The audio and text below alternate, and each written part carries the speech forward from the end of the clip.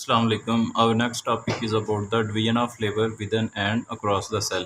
Division of labour का मतलब है कि जितने भी जो सेल्स हैं वो उनके दरमियान जो उनकी ड्यूटी है, उनका जो फंक्शन है उसको डिवाइड करना। अब वो जो फंक्शन है वो एक सेल के अंदर भी रहते हुए वो हो सकता है और वो सेल टू सेल भी जो है वो फंक्शन हो सकता है। तो इसके मतलब हम एक्सप्लेनेशन देखते हैं। Division of labour refers to the specialisation of different parts of a system to perform specific task more efficiently. तो डिवीजन ऑफ लेबर का मतलब है कि एक सिस्टम के मुख्तलिफ पार्ट्स का जो है वो स्पेशलाइज्ड हो जाना, स्पेशलिस्ट हो जाना, जिससे वो जितने भी मुख्तलिफ पार्ट्स हैं वो हर कोई अपना स्पेसिफिक टास्क जो है वो बड़े अच्छे तरीके से परफॉर्म कर सकता है। It is a fundamental principle that enhances efficiency and functionality in biological system. तो ये एक बुनियादी कानून है जिसके ज़रिए जो लिविंग ऑर्गेनिजम्स के अंदर जितने भी सिस्टम्स हैं वो चाहे एक सेल के अंदर ही जितने भी फंक्शन परफॉर्म कर रहे हैं वो सिस्टम, या सेल टू सेल जो है वो सिस्टम अपना फंक्शन परफॉर्म कर रहे हैं, तो उनकी जो एफिशिएंसी है, उनकी जो फंक्शंस का जो आउटपुट है वो बहुत बेहतर हो जाता है। सबसे पहले हम division of the labour within the cells देखते हैं कि अब सेल के अंदर रहते हुए ही जो है डिवीजन ऑफ लेबर हर सेल के अंदर जो एक सेल के अंदर रहते हुए जितनी भी उसकी ऑर्गेनाइज हैं तो वो अपना अपना स्पेसिफिक फंक्शन परफॉर्म करेंगे, जिससे ओवरऑल जो सेल का फंक्शन है वो बड़ी एफिशिएंटली जो है और स्मूथली जो है वो परफॉर्म हो रहा होगा। Within the cell this concept is exemplified by the various organelles that each carry out the distinct functions necessary for the cell survival. तो इसमें इस सेल एक सेल के अंदर रहते हुए हम बहुत सी ऑर्गेनाइज जो है वो अपना मखसूस जो है वो फंक्शन परफॉर्म कर रही होती हैं, और वो फंक्शन जो है वो सेल की सर्वाइवल के लिए, सेल के ज़िंदा रहने के लिए ज़रूरी होता है। फॉर इंस्टेंस मिसाल के तौर पे जो माइटोकॉन्ड्रिया है वो आपको पता है कि सेल के अंदर एनर्जी को प्रोड्यूस करता है एटीपी की सूरत में। एंडोप्लाज्मिक रेटिकुलम जो है वो सिंथेसाइज वो प्रोटीन की फॉर्मेशन करता है, और एंडोप्लाज्मिक रेटिकुलम में भी जो रफ एंडोप्लाज्मिक रेटिकुलम है वो प्रोटीन की फॉर्मेशन कर रहा होता है, और जो स्मूथ एंडोप्लाज्मिक रेटिकुलम है वो लिपिड्स की फॉर्मेशन कर रहा होता है, फैट्स की जो कम्प्लेक्स फॉर्म है उसकी फॉर्मेशन कर रहा होता है। और इसी तरह जो लाइजोसोम्स हैं वो ये जो ऑर्गेनेलिज हैं सेल के अंदर ये ब्रेक डाउन कर रही होती हैं वेस्ट मटेरियल की, इसके अलावा फूड वैक्यूल की भी जो है वो ब्रेक डाउन करती हैं। In this way the function of each organelle contributes to the cell overall survival, growth and functioning. तो इस तरह हम देखते हैं कि जितने भी अभी हमने 4-5 जो ऑर्गेनेलिज की एग्जाम्पल देखी हैं तो हर ऑर्गेनेली अपना एक डिस्टिंक्ट स्पेसिफिक फंक्शन परफॉर्म कर रही होती है, जिसकी वजह से जो सेल की ओवरऑल ग्रोथ है या सेल का ओवरऑल सर्वाइवल है वो पॉसिबल हो जाता है। उसके बाद हम जो है वो अक्रॉस द सेल जो है वो अब लेबर के जो फंक्शनिंग देखने लगे हैं कि पिछले विद इन द सेल का मतलब है कि हमने सेल के अंदर रहते हुए ऑर्गेनाइज का फंक्शन देखा। अब एक सेल से दूसरे सेल तक जो फंक्शन है वो किस तरह परफॉर्म होता है, या मल्टीपल जो सेल्स हैं वो किस तरह अपना फंक्शन परफॉर्म कर रहे होते हैं। In multicellular organism the division of labour extends across the cells. तो जो कम्प्लेक्स ऑर्गेनिजम्स हैं, मल्टीसेलुलर ऑर्गेनिजम्स हैं, उनके अंदर जो है वो जो उनकी उनका फंक्शन है वो एक सेल से दूसरे सेल तक जो है वो चलता रहता है। Each type of cell perform the specific role and contributes to the overall function of the organism. और जितने भी किस्म के जो सेल्स हैं बॉडी के अंदर, अब एक लिविंग ऑर्गेनिज्म की जो है वो बॉडी के अंदर बेशुमार किस्म के जो है वो सेल्स की टाइप्स पाई जाती हैं, और हर सेल की टाइप का जो है वो अपना एक अलग फंक्शन होता है। मिसाल के तौर पर जो मसल सेल्स हैं वो स्पेशलाइज्ड है कॉन्ट्रैक्शन के लिए और मूवमेंट के लिए। बॉडी की जितनी भी मसल्स की जो कॉन्ट्रैक्शन है, रिलैक्सेशन है, और बॉडी ऑर्गन्स की जो मूवमेंट है वो मसल सेल्स से ही पॉसिबल है। उसके अलावा जो नर्व सेल्स हैं, जो ग्रुप ऑफ नर्व सेल्स हैं, वो क्या करते हैं कि हमारी बॉडी और ब्रेन के दरमियान जो है वो राब्ते का ताल्लुक कायम करते हैं, या मैसेजिंग जो है वो पहुंचा रहे होते हैं। And red blood cells carry the oxygen. और जितने भी रेड ब्लड सेल्स हैं हमारे ब्लड के अंदर वो ऑक्सीजन की ट्रांसपोर्टेशन कर रहे होते हैं सेल लेवल तक।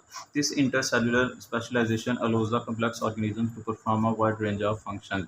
तो जिस तरह हमने डिफरेंट टाइप्स ऑफ सेल्स देखे हैं और उन सेल्स का हर एक का स्पेसिफिक फंक्शन है, तो कलेक्टिवली ये तमाम इकसाम के जो सेल्स हैं ये मिलकर एक ऑर्गेनिज्म की बॉडी को जो है वो फंक्शनल बनाते हैं, और जिसकी वजह से वो ऑर्गेनिज्म अपनी कम्प्लेक्स फंक्शंस को ईजिली परफॉर्म कर लेता है। In within the cells के जो टॉपिक है इसको भी हम शॉर्ट क्वेश्चन के तौर पर जो है वो देखेंगे, और जो अक्रॉस द सेल है इसको भी हम शॉर्ट क्वेश्चन के तौर पर देखेंगे, और विद इन द एग्जांपल जो है वो मस्ट इसको किया जाएगा। उसके बाद जो हमारा लास्ट टॉपिक है वो है स्टेम सेल्स के मतलब जो चैप्टर नंबर 3 हम पढ़ रहे हैं उसका जो लास्ट टॉपिक है वो है स्टेम सेल्स। स्टेम सेल्स जो हैं आप कह सकते हैं कि ऐसे बुनियादी सेल्स हैं जिनसे पूरी जो एक ऑर्गेनिज्म की बॉडी है उसकी फॉर्मेशन होती है, या ये स्टेम सेल्स ऐसे सेल्स हैं जिससे डिफरेंट टाइप्स ऑफ सेल्स की जो है वो ओरिजिनेशन होती है, या वो जो सेल्स हैं प्रोड्यूस होते हैं, और वो सेल्स मिलकर फिर आगे कम्प्लेक्स लेवल तक जाने के बाद एक ऑर्गेनिज्म की बॉडी की फॉर्मेशन करते हैं। तो इसकी स्टडी करते हैं। In sexually reproducing organisms all different types of cells arise from a single cell zygote. कहता है कि जब जो ऐसे ऑर्गेनिज्म जो सेक्सुअली प्रोडक्शन कर रहे होते हैं तो उनके अंदर जो है वो डिफरेंट टाइप्स ऑफ सेल जो है वो प्रोड्यूस होते हैं, और वो डिफरेंट टाइप्स ऑफ सेल जो है वो एक सिंगल सेल जिसको हम ज़ाइगोट कहते हैं उधर से तमाम के तमाम सेल जो है वो प्रोड्यूस हो रहे होते हैं। अब ज़ाइगोट जो है ये एक अनस्पेशलाइज्ड सेल है। अनस्पेशलाइज्ड सेल का मतलब है कि इस सेल की कोई ख़ास ड्यूटी नहीं है, ख़ास इसका कोई डिवीजन ऑफ लेबर नहीं है। अब ये अनस्पेशलाइज्ड है, बस इसके अंदर ये एबिलिटी है कि ये other new types of cells जो है वो बना सकता है, जो कि which can differentiate into the specialised cells. तो जो वो नए सेल्स बनाएगा तो वो जो नए सेल्स हैं वो अपनी ड्यूटी के लिहाज से, अपनी डिवीजन ऑफ लेबर के लिहाज से जो है वो स्पेशलाइज्ड फॉर्म ऑफ सेल्स में कन्वर्ट हो जाएंगे। Such unspecialised cell that has ability to make a variety of specialised type of cell is called the stem cell. तो ऐसा अनस्पेशलाइज्ड सेल, ऐसा आम सेल जिसके अंदर एबिलिटी है कि वो डिवाइड कर सके और उसके अंदर से बहुत से सेल्स प्रोड्यूस हों, और वो सेल्स जो हैं वो स्पेशलाइज्ड फंक्शन परफॉर्म करने के काबिल हो जाएं, जिस वजह से उन सेल्स को हम फिर अनस्पेशलाइज्ड से स्पेशलाइज्ड सेल कहें। तो ऐसे सेल को हम जो है वो स्टेम सेल कहते हैं। अब यहाँ पर जो स्टेम सेल है वो यहाँ पर उसकी मिसाल जो है वो ज़ाइगोट की दी गई है कि ज़ाइगोट जो है वो एक स्टेम सेल है। इसकी आप डेफिनेशन कर सकते हैं। सच अनस्पेशलाइज्ड सेल से लेकर इस कॉल्ड स्टेम सेल तक ये डेफिनेशन है स्टेम सेल की।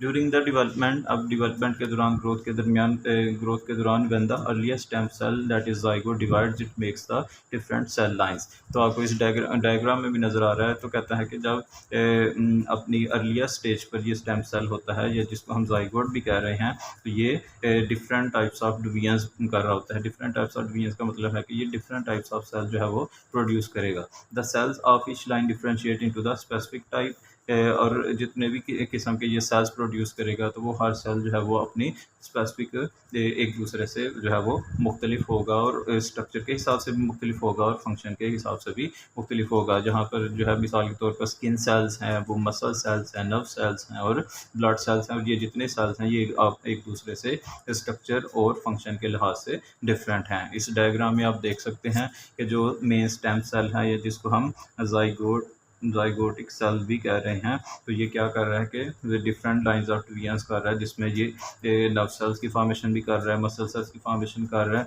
एपिथेलियल सेल्स की फॉर्मेशन कर रहा है, फैट सेल्स की फॉर्मेशन कर रहा है, ब्लड सेल्स की और गैमेट सेल्स की जो है वो फॉर्मेशन कर रहा है, जिसमें ये आपको स्पर्म सेल नज़र आ रहा है और ये आपके पास जो है वो एग सेल है।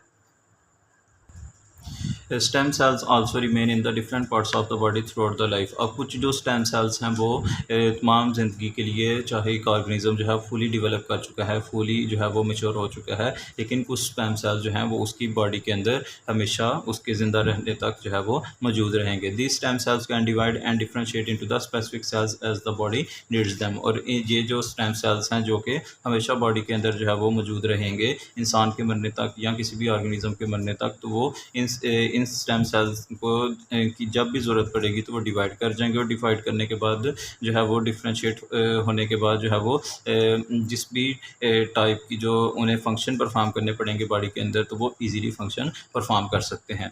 They can also regenerate the damage tissues under the right conditions. तो वो जो है वो स्टेम सेल्स जो टिश्यूज़ डैमेज हो चुके होते हैं उन डैमेज टिश्यूज़ को जो है वो हेल्दी टिश्यूज़ से रिप्लेस कर सकते हैं। मिसाल के तौर पर यहाँ बताया गया है कि stem cells present in the skin help in bounding the wound healing. तो जो स्टेम सेल्स जो हमारे स्किन के अंदर पाए जाते हैं वो क्या करते हैं कि वो जब भी हमें कोई डिजीज़ हो, कोई इन्फेक्शन हो, कोई ज़ख्म वगैरह हो, तो उस एरिया से जो स्किन सेल्स डैमेज हो चुके होते हैं तो उन स्किन सेल्स की जगह नए स्किन सेल्स जो है वो रिप्लेस कर जाते हैं। और वो नए स्किन सेल्स कैसे प्रोड्यूस होते हैं, क्योंकि ये जो स्किन सेल्स हैं क्योंकि उनके अंदर जो है वो स्टेम सेल्स पाए जाते हैं, और स्टेम सेल्स की एबिलिटी है कि वो डिवाइड करके तो जो है वो स्किन सेल में तब्दील हो सकता है, और जिससे जो हमारी जो डैमेज्ड एरिया है बॉडी का वो दोबारा से रिप्लेस कर देगा हेल्दी स्किन के साथ। Stem cells present in the liver also helps it to repair after the damage. तो अगर जो है वो जिगर जो है वो लीवर जिसको हम जिगर कहते हैं उसके भी अगर डैमेज हो चुका हो तो उसकी डैमेजिंग के बाद भी हमारे पास लीवर के स्टेम सेल्स होते हैं और बॉडी के अंदर, और जो लीवर के स्टेम सेल्स हैं वो अगेन जो है वो डिफ्रेंशिएट करते हैं, डिवाइड करते हैं और एक हेल्दी जो लीवर का ऑर्गन है उसकी रिप्लेसमेंट में जो है वो मदद करते हैं। Stem cells present in the bone marrow differentiates to make the different types of blood cells and immune cells. और इसी तरह जो थर्ड एग्जांपल यहाँ आपको बताई गई है वो ये है कि जितनी भी हमारी हड्डियाँ होती हैं उनके अंदर जो है वो स्टेम सेल्स पाए जाते हैं। अब स्टेम सेल्स जो हैं वो इनका फंक्शन जो है हड्डियों के अंदर, क्योंकि जो हमारी बोन्स हैं वो नॉन लिविंग नहीं है, वो लिविंग हैं, क्योंकि उनके अंदर ब्लड वेसल्स भी हैं और वो हमारी जो बोन्स हैं वो ऑल टाइप ऑफ जो है वो ब्लड सेल्स की फॉर्मेशन कर सकती हैं। और all type of blood sales की फॉर्मेशन का मतलब है कि उनके अंदर स्टेम सेल्स पाए जाएंगे जो कि जो है different types of blood sales की फॉर्मेशन करेंगे। मिसाल के तौर पे ये आप देख सकते हैं डायग्राम में कि ये आपको स्टेम सेल जो है वो ब्लड सेल की नज़र आ रही है। अब जितने भी आपके पास स्टेम सेल्स हैं इस बोन मैरो के अंदर, बोन मैरो आप कहते हैं कि एक जो फ्लूइड लाइक मटेरियल होता है बोन्स के अंदर, और वो फ्लूइड लाइक मटेरियल जो है वो पॉसिबल उसके अंदर ये एबिलिटी है कि वो स्टेम सेल्स की फॉर्मेशन करेगा और स्टेम सेल से जो है वो आगे all type of blood cell जो है वो प्रोड्यूस होंगे। तो इस डायग्राम में भी हम आप इजीली देख सकते हैं कि ये जो रेड बोन मैरो जो बोन के अंदर मौजूद है, फ्लूइड मौजूद है, इस फ्लूइड के अंदर जो है स्टेम सेल्स मौजूद हैं और स्टेम सेल्स जो हैं वो जब डिवाइड करते हैं तो डिवाइड करने के बाद वो वाइट ब्लड सेल्स बना देते हैं जो कि हमारे इम्यून सिस्टम की जो है वो हेल्प कर रहे होते हैं किसी भी बीमारी के ख़िलाफ़ या किसी भी इन्फेक्शन के ख़िलाफ़ जो है वो हमारी बॉडी को बचाते हैं। उसके अलावा जो है वो प्लेटलेट्स आपको नज़र आ रहे हैं। प्लेटलेट्स जो हैं वो हमारी बॉडी के अंदर जो है वो ब्लड क्लॉटिंग का फंक्शन करते हैं। और जो थर्ड टाइप है वो है रेड ब्लड सेल्स। अब जो रेड ब्लड सेल्स हैं ये बॉडी के अंदर जो है वो ऑक्सीजन पहुँचा रहे होते हैं हीमोग्लोबिन की मदद से। तो ये आपने जो है वो इस टॉपिक के अंदर जो है वो 3 जो है वो एग्जांपल्स देखी हैं जिनमें आपने स्किन सेल्स के स्टेम सेल्स, स्किन में स्टेम सेल्स को देखा, उसके अलावा लीवर में स्टेम सेल्स को देखा और लास्ट पे बोन्स के अंदर जो है वो स्टेम सेल्स के मतलब हमने जो है वो डिटेल डिस्कशन की है। तो ये एक जो है इम्पोर्टेंट टॉपिक है लॉन्ग क्वेश्चन के हिसाब से और शॉर्ट के तौर पर भी आ सकता है।